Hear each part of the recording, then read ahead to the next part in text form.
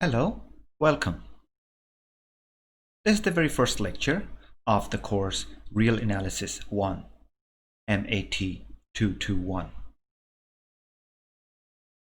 In this course, we will constantly be encountering the mathematical term called set.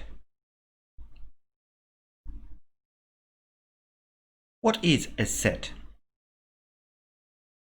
A set is a well-defined collection of distinct objects.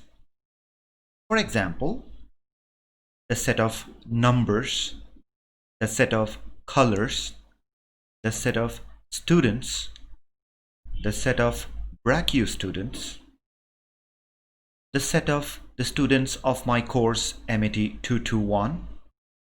These are some examples of sets. Some basic sets we will encounter throughout this course are the following: the set of natural numbers, also called positive integers. For example, the set contains 1, 2, 3, 4, and so on. The set of integers, which contains the set of natural numbers and their negatives, and it also contains the number 0. The set of rational numbers. Rational number is a number of the form p over q, where p and q are both integers, except that q is 0. And the set of all real numbers. We'll define the concept of real number later. In fact, this would be one of our main goals, to define real number. However, for the moment, we can proceed with whatever the definition of real numbers we have in our mind. Subset. A set A is a subset of B, denoted by this symbol, if every element of A is also an element of B. Note that this is not clear for the moment whether B contains any other element which is not in A.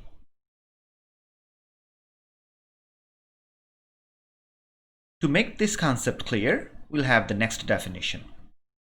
The set A is called a proper subset of B, denoted by this symbol, if every element of A is an element of B, but there exists an element X in B such that X is not in A. Let's look at an example.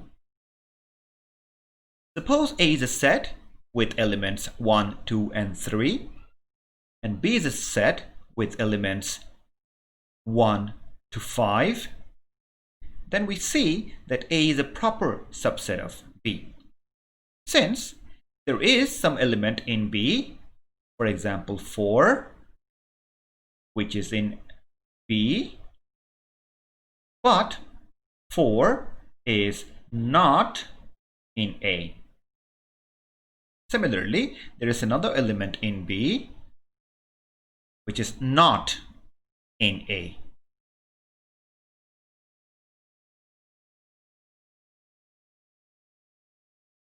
Two sets are said to be equal, denoted by this equality symbol, if A is a subset of B and B is a subset of A.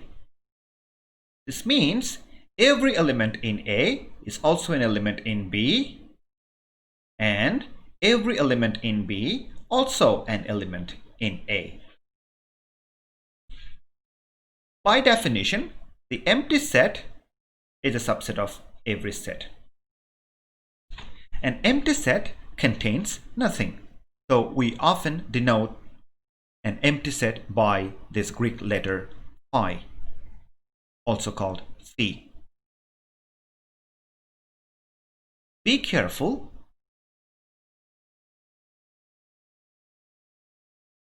about the symbols phi, which is used for an empty set, and the set which contains this element.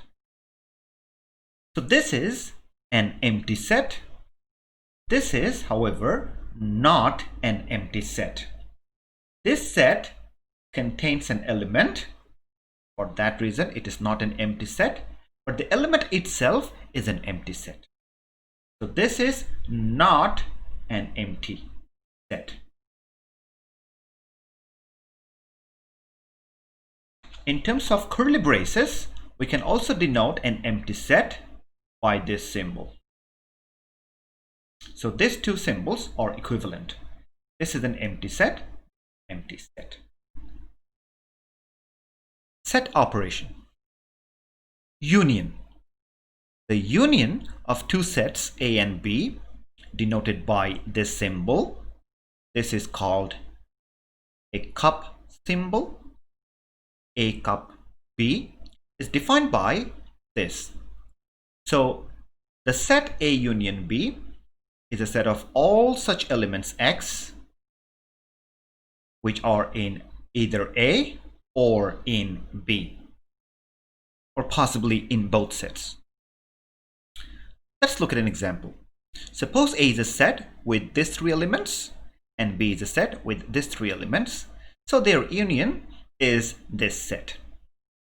Intersection.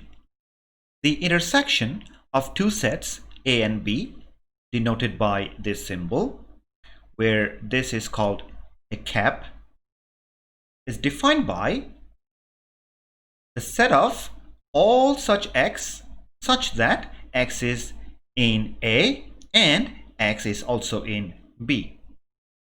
For example, if A is a set of these three elements and B is a set of these three elements, then their intersection is the set containing the elements 2 and 3. Since we see that 2 is in A, 2 is also in B, and 3 is in A, and 3 is also in B. Let's look at another example. Let A be the set of students of my MAT211 in summer 2020, and B is the set of students of my MAT221 in this summer, and C is the student of my MAT222 from this summer. And I found that the intersection of A and B is not empty. It means there are some students who are doing my MAT211 and also MAT221 in this summer. To my surprise, I have also found that this set is also not empty. Can you interpret this? Now we observe that by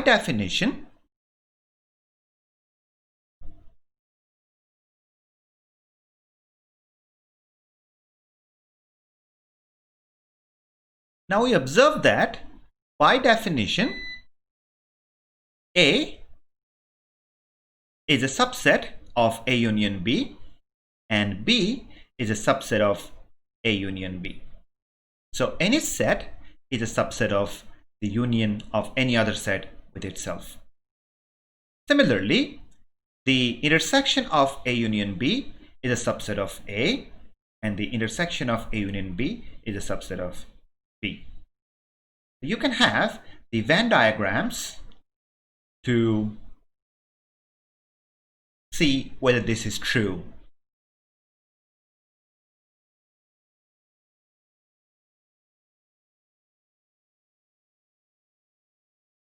So this is the A intersection B, A intersection B is a part of A, and A intersection B is also a part of B. Similarly, you can explain the first statement with the help of these Venn diagrams, also called Euler diagrams. Proposition. Suppose we have two sets A and B. If this is true, that if A union B is exactly equal to A, then this means that B must be a subset of A. So this statement implies that one. Conversely, if B is a subset of A, then A union B must be equal to A. So this also implies that. This can be shown with the help of a diagram.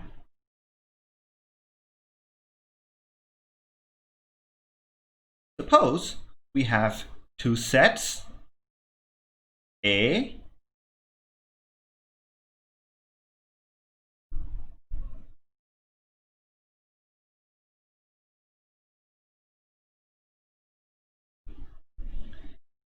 and B.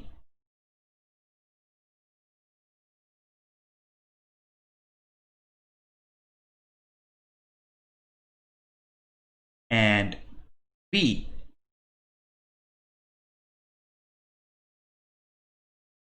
So this is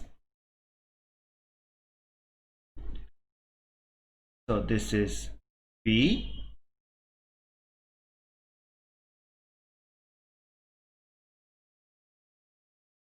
and this is A. So the first statement says if A union B equals A, for example, if you unite B with A, you get an A. And then you see B must be a subset of A. On the other hand, if B is a subset of A, then A union B must be exactly equal to A.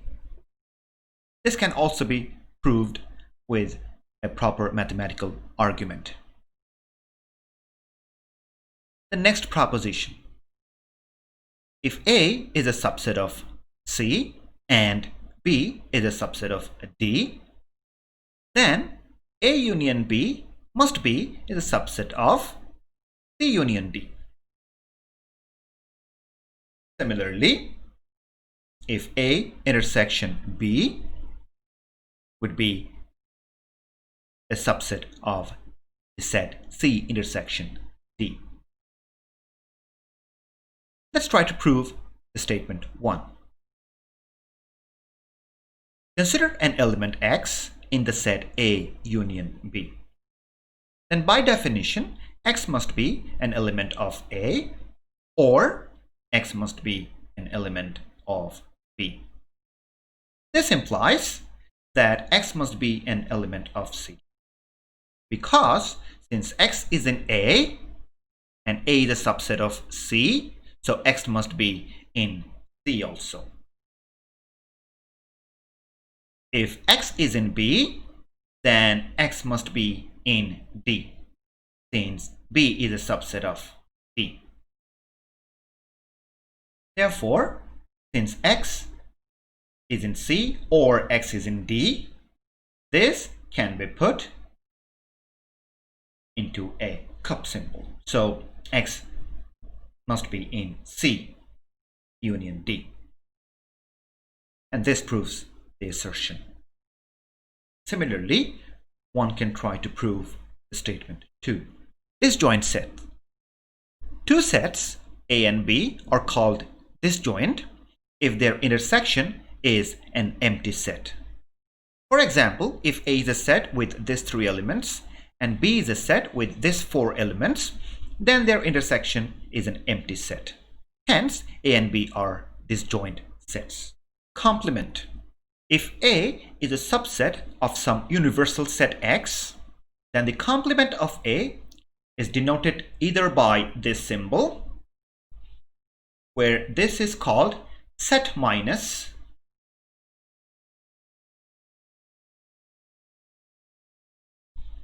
or by this symbol, the set A with superscript C, or complement. It's defined to be this set, the set of all elements X, such that X is in X, big X, and X is not in A. For example, if X is the universal set,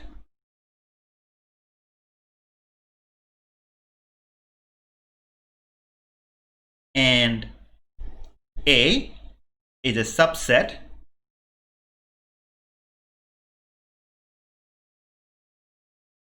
of X, then the complement of A in X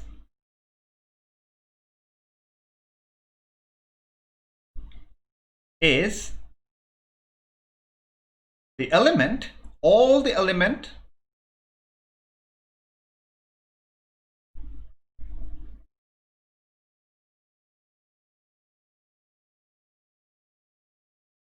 of X which are not in A. Similarly, we can define relative complement of a set. The relative complement of B in A, denoted by A minus B, is defined to be the set A minus B equals the set of all X in A such that the element is not in B.